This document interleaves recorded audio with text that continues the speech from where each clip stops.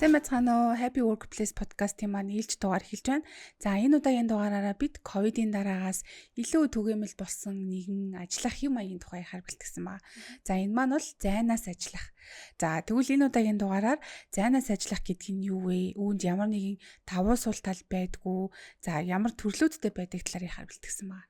За тэгэхээр эхний асуулт маань бол ер нь зайнаас ажиллах гэдэг нь яг юу гэсэн үг вэ? Энд ямар нэг юм төрөл хэлбэр гэж байдаг уу?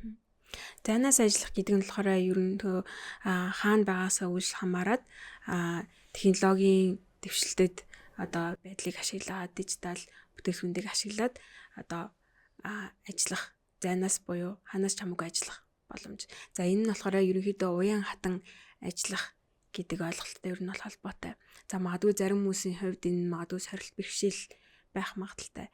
Яагаад гэвэл зайнаас ажиллахад бид нэр одоо гэртээ ч юм уу эсвэл өөр хааны газар ажиллаж байгаа нь бидний хувийн орон зай ажил хоёр маань нэлийн холбоотой болоод ирэх явдал гэсэн үг.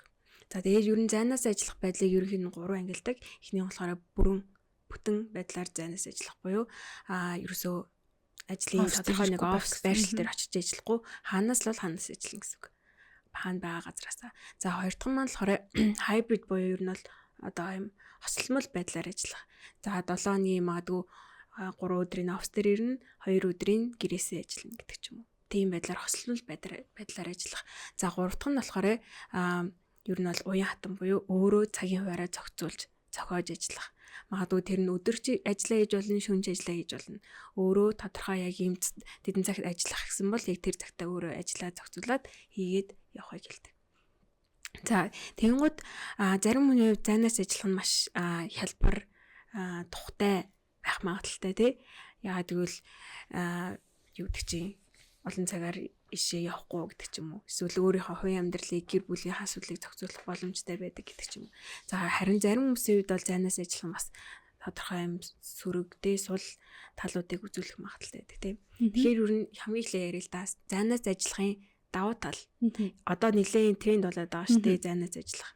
Бид нэр ковидын үеэр одоо зайнаас төлхөө ажиллаж ирсэн бол одоо энэ хандлага ковид одоо цар тахал маань өнгөрсөн ч гэсэн энэ хандлага нэмэгдэх байдалтай. Тэ нэгэн судалгаагаар болохоор 2025 оны төгсгөл гэхэд Америкийн нэгдсэн улсад жишээлбэл 36.2 сая хүн зайнаас ажиллах тийм хэлбэрийг сонгосон байх болно гэсэн юм таамаглал прогноз гарсан байна.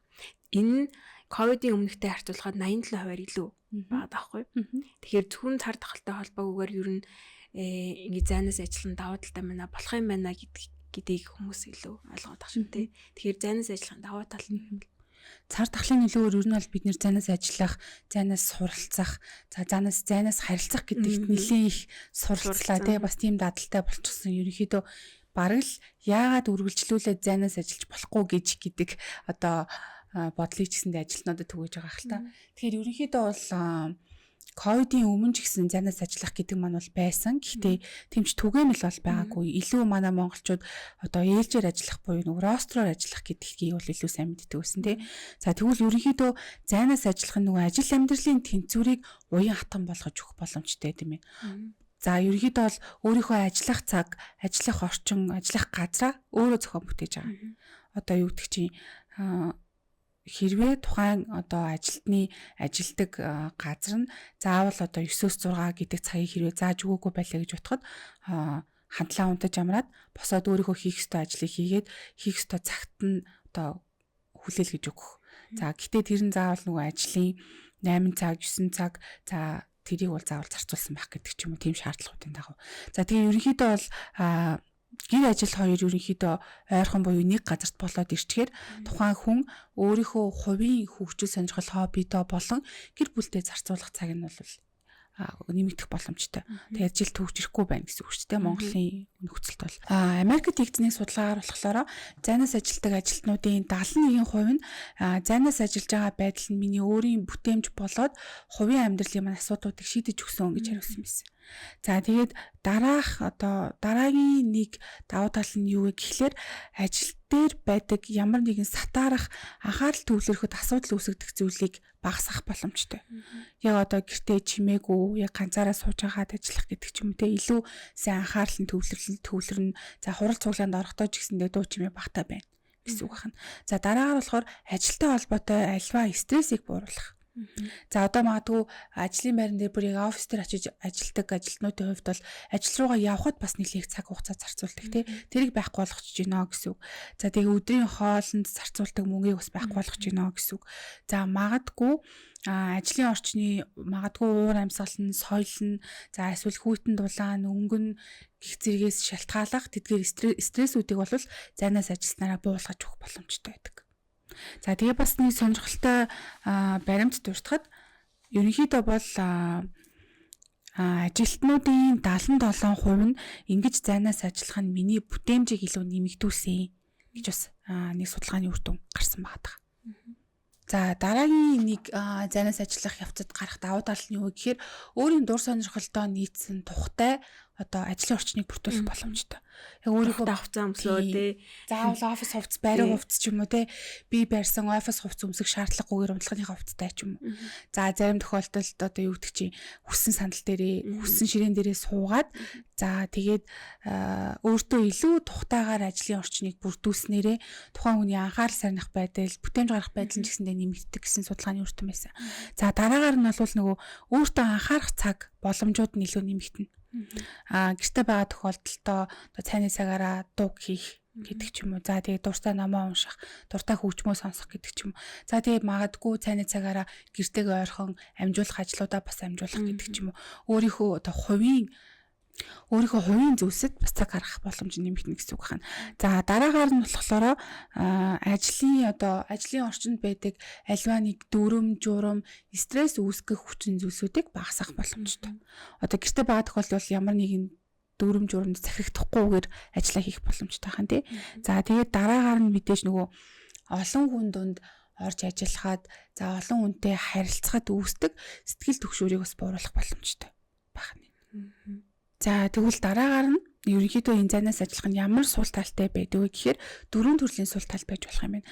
За хамгийн нэгдүгээр нь юм тусгаарлагдсан, ганцаардсан мэдрэмж төрөх. Одоо илүү хамт олонтойгоо ажилдаг, дуу чимээ тасан зохицчихсан байгаа ажилтнууд маань эхний ерөнхийдөө зайнаас ажиллах хэсэгт бол ийм ганцаардсан нийгмийн харилцаанд орохгүй байгаагаас шалтгаалсан тийм одоо сэтгэл зүйн асуудлууд үүсэх боломжтой байна. За дараагаар нь яг нөгөө ажил болон амьдрал гэсэн хил хязгаар нь бүдгэрч эхлэх.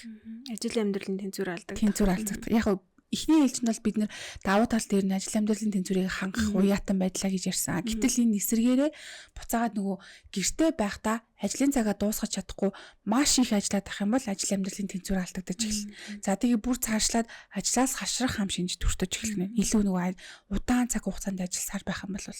За тэгээ дараагаар нь альва нэг нөөц боломж руу хандахад асуудал үүсэх. Гэртээ байгаа тохиолдолд юм хэвлэх шаардлага гарах гэдэг ч юм уу. Эсвэл IT тусламж хийх хэрэгтэй болов. Эсвэл тамга тэмдгийн асуудал гарах гэдэг ч юм уу тий.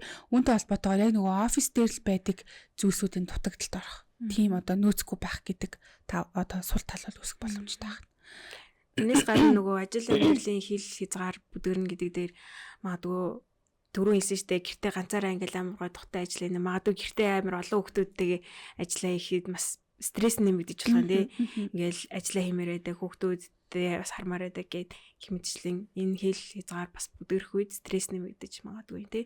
Цаашлаад ажилласаа хашраад ажиллаа яаж хийх вүлээ гэдэг дээр санаа зовнох байдал бас гарч болох юм тий. За тэгвэл одоо подкастынхаа энэ хэсэгт тэгвэл зайнаас ажиллахдаа өөрийнхөө сайн сайхан байдлыг хэрхэн нэмэгдүүлэх вэ гэдэг зөвлөмжүүдийг хүргэе тий.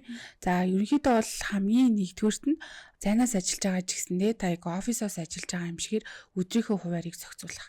Яг одоо нэг ижил цагт босоод нэг ижил цагт орондоо ордог гэдэг ч юм уу. За тийм магадгүй өдөр болгон яг ижил цагт ажиллаа эхлээд ижил цагт ажиллаа дуусгадаг. За тэгээ тэрийгээ бүр өөртөө бол дадал зуршлуулах. За дараагаар нь бол өөртөө тухтай ажлын орчныг бүрдүүлэх.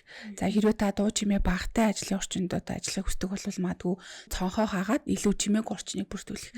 За тэгээд гэрэл багтай орчинд ажиллах хүсдэг бол тэрийг яг өөрөө тохируулж ажиллах гэдэг ч юм уу тий.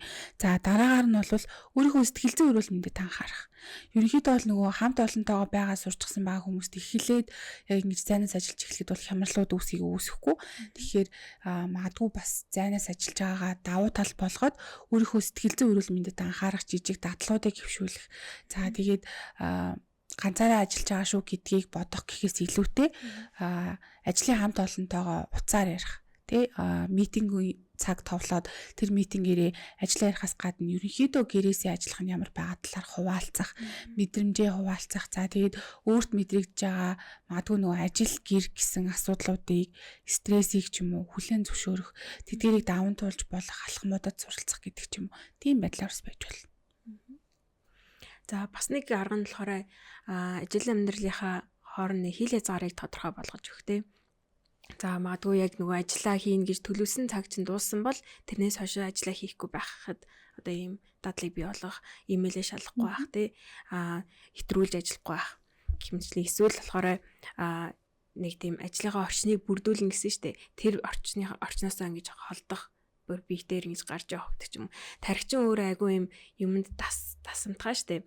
Одоо яг энэ орчинд би ажиллаа хийдэг бол энэ орчинд би яг л тэр ажлынхаа байдаг тэр зан авир болон сэтгэн бодох тэр зүйлсүүдийг гаргадаг. Тэгэнгүүт тэрийгэ заагалж өгөх. Би яг энэ хэсэгт ажиллаа хийдэг. Энэ хэсэгт би хувийн амьдралыг явуулдаг гэдэг.